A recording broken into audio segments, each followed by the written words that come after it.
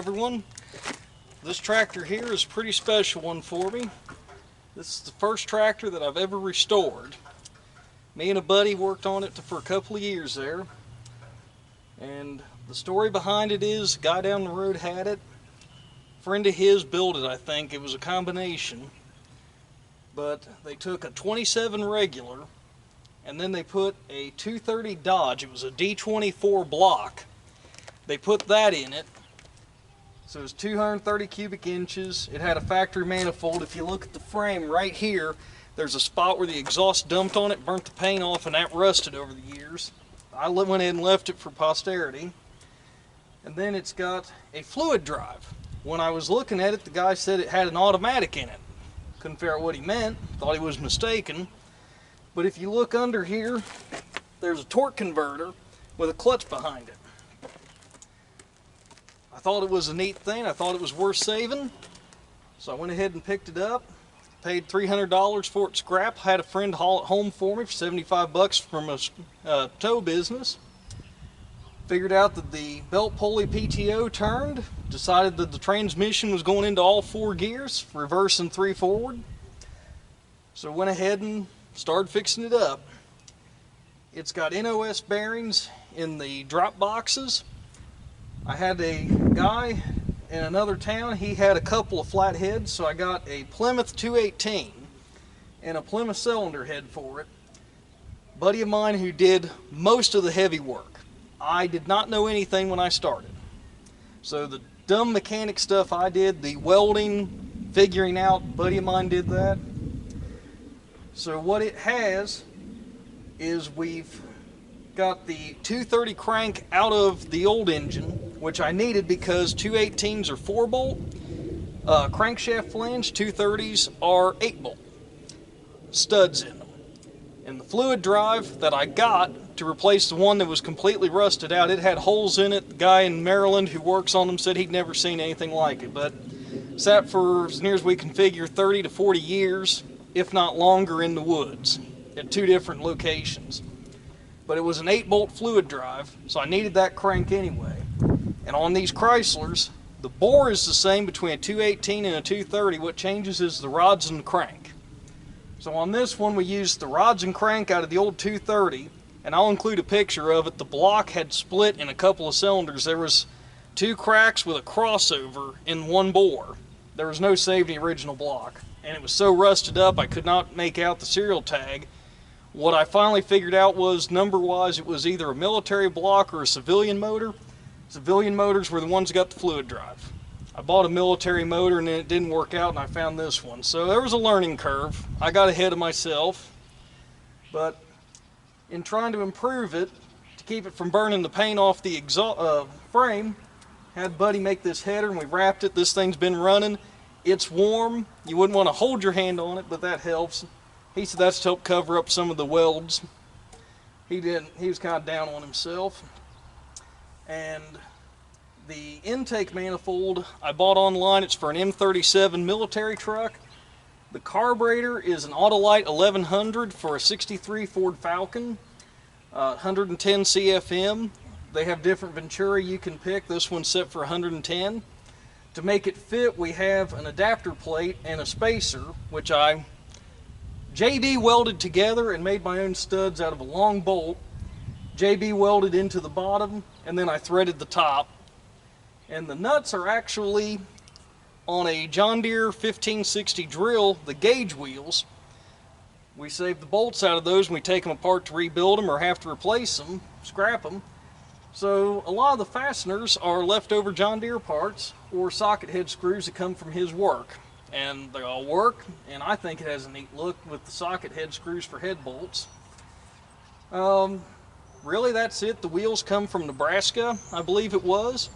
The front end is off of a Nebraska regular, and the guy told me it has no cracks whatsoever, no welds, and he's right. The original I'm going to use for a workbench, and it's got all kinds of brazing in different spots where they globbed it on. It looks like you put 2 thumbs together and piled it up to braze it together. We had to get a new steering wheel for it, new fuel tank. That was rusted through so bad you could see through the bottom. The hood, I kind of sort of filled in the holes and smoothed it. It could use some more, but I was in a hurry to finish it so the guy could see it at our local tractor show. So the decals got some bubbles in them. The paint job did not have a good air compressor. It's all Rust-Oleum International Red with self-etching primer below it. People made fun of me for that. It was a lot of rattle cans, but it worked. We did do a couple of changes on it. I had one of the wheels and tires. I had set them up and was going to mount them myself before anybody got there.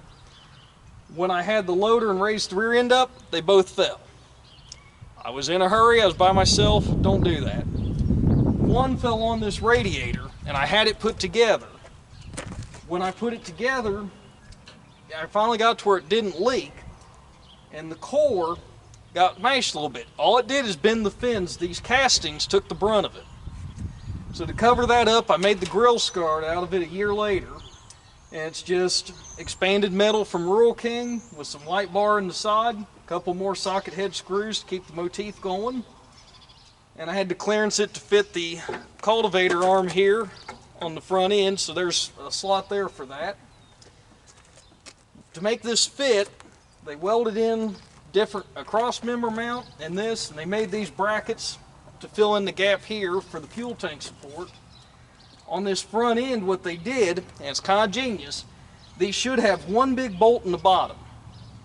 What they did is they notched that out. They took the bottom out and ground it to fit, and then they used 4 of the bolts here that hold the bottom down. They used that to bolt it to the frame, just use extra long bolts.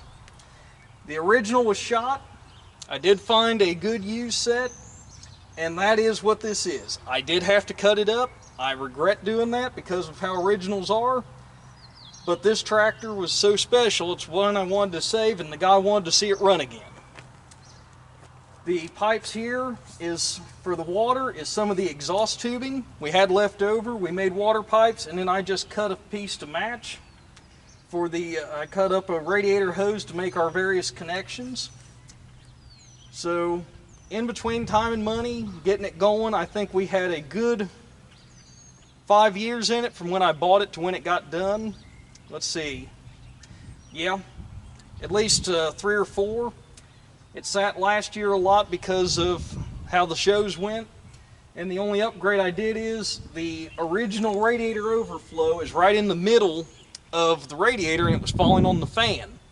So anytime this thing got hot, and then I figured out also, they originally thermosiphon, this one having a water pump, they had welded pieces of pipe to make water jackets, the connectors. My buddy machined a plate and put a tube in it to bolt in place. And when there's no thermostat, when this upper radiator hose was shooting fluid in, the antifreeze, it was coming back out the drain in the middle. So what I did is I plugged that, and this winter I drilled a hole in the side about halfway up the tank, and I routed copper line down the other side. So that way it's not getting a direct hit from the upper radiator hose, so when it does get hot and frothy, it will come out, but it's not constant. Tried driving this thing to a show. I think the fluid drive needs a little bit more fluid. It wasn't as fast as I thought, for one. And the other thing was, it got terribly hot. 230 degrees, I let it sit, fired it up again, started driving, it overheated. And that time, the original oil pan that I had for it had developed some leaks. Apparently, it was fine enough holes that it had to get good and hot for the fluid to come out, the oil, for the oil to come out. So I got a new pan, and for that show, I wound up draining it in the show field in a bucket, getting some JB weld and cleaner, cleaned the bottom of it, JB welded it. We're running 1540 in it. And we started off with break-in oil, Royal Purple. Then the next time around it was Power Stroke diesel oil, because that's what I could get. When I changed the pan again the last time and made sure everything was good, that time around it got just regular old Kendall, which is what we've run everything here. So it's been a neat tractor. Upgrades I made was the carburetor, the exhaust, and this throttle. I made a dead man throttle for it with 2 return springs. So it actually had come apart the last video I was shooting here. We need to JB weld that together, but there's a connector here to hold it together, and it works pretty good. The throttle lever is a John Deere D. We added a tachometer to it to make sure that that was good. And really that's about all the upgrades to it. I just thought it was a neat piece of history. It is currently for sale, and I just wanted to try record this to document it. The guy that originally had it, he's in his upper 70s now, I believe. I want to say he's about 77, 78. And I don't know who his friend was that helped build it. I don't remember for sure, and when I kind of tried to press him on it, he just kind of, yep, it was a friend of mine, and talked about his dad was having a fit at how fast they were driving around their property on it. But it is, it's been a neat project. Oh, and the other thing I forgot about, it does have F20 front wheels on it because I couldn't find regulars. The originals, the rims were rusted off, and a guy traded me straight across for these complete F20 cutoff wheels because he was going to take the regular centers and make those into steel wheels again. And the difference is the 20 has a thicker center. So when you put a 616 rim on it, when you do a 616 rim on an F20, you got to notch the center. You can't really go back to steel. On a regular, it's smaller, so all you got to do is put new spokes on it. So he was happy he had some new steel wheels. I didn't have to weld anything here, and unless you're a die-hard collector, you probably wouldn't notice it. So I thank you all for watching, and please like and subscribe. And I've got a few more coming up. I have a family tractor I just got back. I have a friend's front wheel assist Oliver I need to get some more footage on. And we're getting into spring here, so I'll probably be back to the iPhone videos again. Thank you all for your time, and hope you all have a good day.